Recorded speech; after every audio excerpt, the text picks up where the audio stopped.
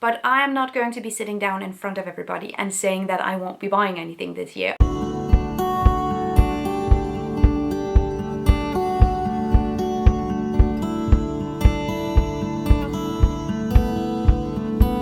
Hello everybody and welcome back to my channel, and also Happy New Year! It's January 3rd today and I haven't recorded a video in weeks. Actually took some time off and that was desperately needed as well. I was happy to be off, but I've also really been looking forward to filming videos again. So cheers to 2025, because this is going to be another year of nuance. The number one comment I've gotten all through 2024 that's just really warmed my entire being has been comments about the fact that, well, people come to my channel, or at least some of you guys do, and I appreciate every single one of you. You come to my channel for a nuanced perspective. It's not just black and white. We also talk about and drag sustainable products or zero waste swaps. We talk about them in a critical way and we look at whether or not they're actually more sustainable. Last year I also made a video on thrift shopping and how it might not be the climate hero that we often assume it to be. What I really want to use my channel to do is talk about these things in a way where we don't just glamorize or romanticize a certain aesthetic or a certain way of living. We are about to dissolve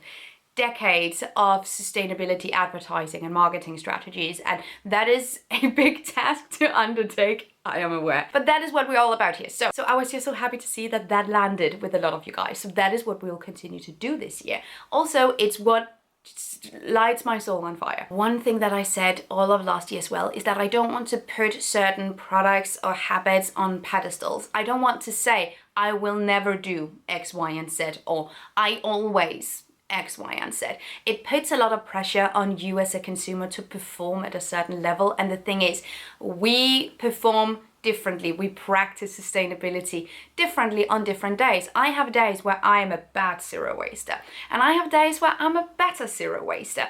And you can have days where you're a good minimalist, and you can have days where you're a bad minimalist. You can have days where you wasted more food than you usually do, and all the way through the ringer. I feel like when we say we will never do something or we always do something, we put this pressure on ourselves that when we ultimately slide or fail or make an error, because that is what we do, that is human, that is built into us. We, and by we I mean I, because this is just my personal experience of life, don't mind me. If I said I never wanted to do something and then I had to be in a situation where that thing happened, I feel defeated in a way where before I can even start to improve myself and build myself back up and get back on track, I have to pull myself together. I'm working against myself in a way where I'm actually slowing down my progress. I now know that I get a way better result, I am way more effective, and I feel better about my actions when I say, I will try my best to not do that. I will try my best to always do this.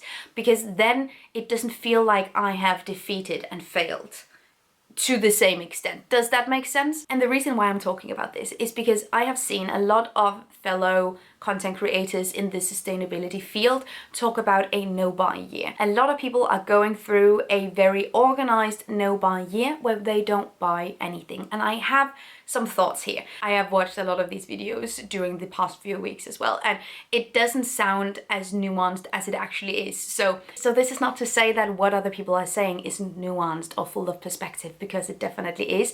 This is just my own thoughts and reflections regarding promoting a no-buy year or talking about going into a no-buy year and what effect that might have on my followers or my subscribers. So first of all, the world needs a no-buy year. There's absolutely no doubt about it. The vast majority of business models today thrive on overconsumption. They're built up around overconsumption. So when we talk about scaling back on consumption, we're not talking about taking away essential or vital necessities. We're talking about scaling back on overconsumption, because consumers don't just buy what they need. We are actively and constantly encouraged to buy beyond what we need. And that is the big problem. But I am not going to be sitting down in front of everybody and saying that I won't be buying anything this year, or that I will be going into a 2025 no-buy year, because that's a lot of pressure. That seems like a lot of pressure. Then I have to admit to have failed in front of everybody, and I don't want that. So if you haven't heard about a no-buy year before, this is what it is. It's kind of self-explanatory, but Here's the gist. It's a way of reducing consumption, and especially so impulse purchases.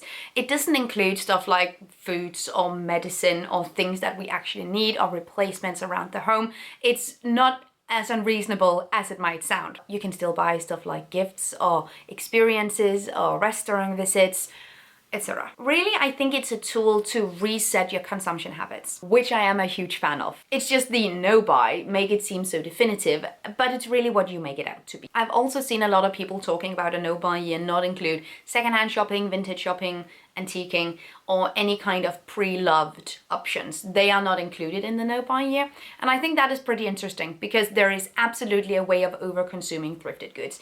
If you want to know more about that, I have a video about the fact that, well, secondhand fashion might not actually be as sustainable as we think if we consume secondhand fashion with a fast fashion mindset. So in a no buy year, I would recommend to also look at how we consume secondhand goods and how we buy them and for how long we use them. That is still incredibly relevant. When you're starting out your no buy year, it's often advised that you make a list of things you want to refrain from buying. That can be stuff like new clothing or books or knickknacks, home decor. It can also be any kind of online shopping or buying trendy viral things on TikTok shop, Instagram shop, those kinds of platforms where you typically don't buy things you absolutely need. When you look up the rules for a no buy year, there isn't really a single source or a single definition of what you can and can't buy. So instead of thinking of the no buy year as this very rigid box that you have to squeeze yourself into, it's more so a frame of consumption. That's sort of just meant to make you think about where you spend your money and why and how. I guess a really good comparison here is zero waste. When you say zero waste, I feel like at this point on this platform, I hope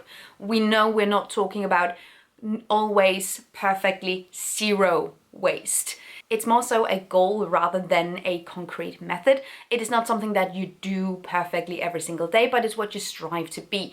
With the sort of clause here that zero waste, completely perfectly zero waste, is impossible in a society not designed for it. But as we know, the zero waste lifestyle isn't just about the physical trash we put in our bins.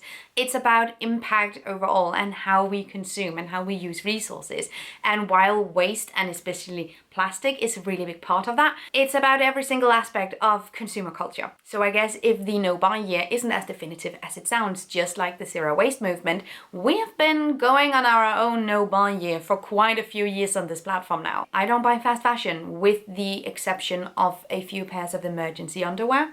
I avoid a lot of impulse purchases and I avoid buying viral, trendy things on social media apps. I buy home decor and knickknacks from antique stores and vintage shops and thrift stores, but to a limited extent at this point. And does that have anything to do with the fact that there isn't any more room in this apartment? Potentially. On the other end of the spectrum, here are some things that I have no problem buying in 2025. Restaurant visits. I will always appreciate a food experience. Wine. Now I know this is actually a little bit of a because wine can come with quite the impact, both in terms of production and in terms of packaging. But I will treat myself to a nice bottle of wine every now and then and not feel bad about it. And this might actually be in the neighborhood of overconsumption, but I will not feel bad about buying vintage clip-on earrings.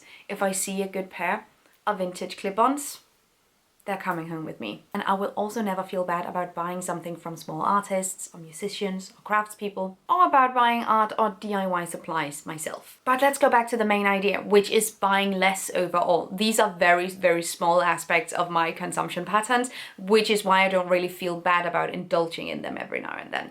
It's not really where the majority of our impact comes from. Well, the majority of our impact comes from what type of houses we live in, how we transport ourselves, and what we eat.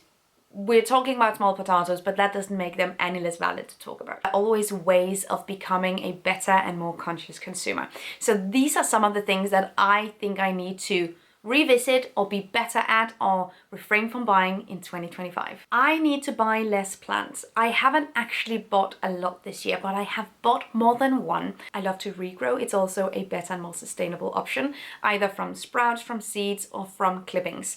That is definitely way better. But I have bought some plants, and the thing is they have quite the carbon footprint because they're usually grown in greenhouses. And if you're uncertain about the species of plant, you might also not really know how to take care of it. And I was in that situation, and then I ended up over caring for a plant that just really needed to dry out before it was watered, and I killed it. So Both buying less plants, but also knowing just a tad bit more about the plants that I do buy so I can actually keep them alive. Okay. I also want to be better at not getting takeout. Now, I do love me a good restaurant visit, but takeout is a different ball game because it usually comes with a lot of packaging, single-use packaging that's really hard to reuse and also really hard to recycle. And the quality of the food that I just typically end up going for when it's a takeout is not the best. So both for my own body as well as for the amount of packaging that I'm getting, I really want to scale back on takeout and instead dining in at a restaurant or cooking something myself. Now that's not really a problem because I do love to cook. It's just like sometimes I also really just crave a takeout. And we're working on that. And sort of within that ball game in 2025, I will also reduce my consumption of fast food and sodas overall. I've been traveling a lot and that makes it really easy to fall into consumption patterns that revolve around fast food for your diet. And that is a big problem, something I really want to work on and fix, both because of the impact as well as the packaging and the health part of it, etc, etc. So when I travel a lot, that's sort of the easy thing to grab. And back in the day, I thought that going vegan, going plant-based would help this because then you couldn't get the shitty fast food. But now all the fast food places have vegan options and it's so damn tempting. And you know, it's not only when I'm out, but when I come back home, I don't have anything in my fridge because I haven't gone to the farmer's market, and then we end up also buying shit. So we're working on that. Same thing with sodas. I also have impact videos both about sodas and about the fast food industry. I'll leave those down below. We need to work on that. So will I in fact be having a no-buy year after all? Well, I think one of the most important things about the no-buy year seems to be the organizational part of it. So making lists, writing down, and like putting out specific goals for yourself. And I think that is a brilliant idea. I think this is one of those formats where you can take what you want from it, you can take what you need from it, and then leave the stuff that doesn't really seem to benefit you all that lot. And that is what I want to do. As someone who tries to be a conscious consumer and also routinely reassesses my own consumption, I think I am having a no-buy year. At least I have ideas of what I'm okay with buying and what I want to refrain from buying, and in what ways I need to improve or be more conscious or perhaps more patient when it comes to the stuff that I buy. So I guess that is a no-buy year after all. I would love to hear what you guys think of this. Are you into the list, the very specific rules of the no-buy year, or are you just trying to reduce your consumption? Are you just buying less overall? Because that is a valid way of doing it as well.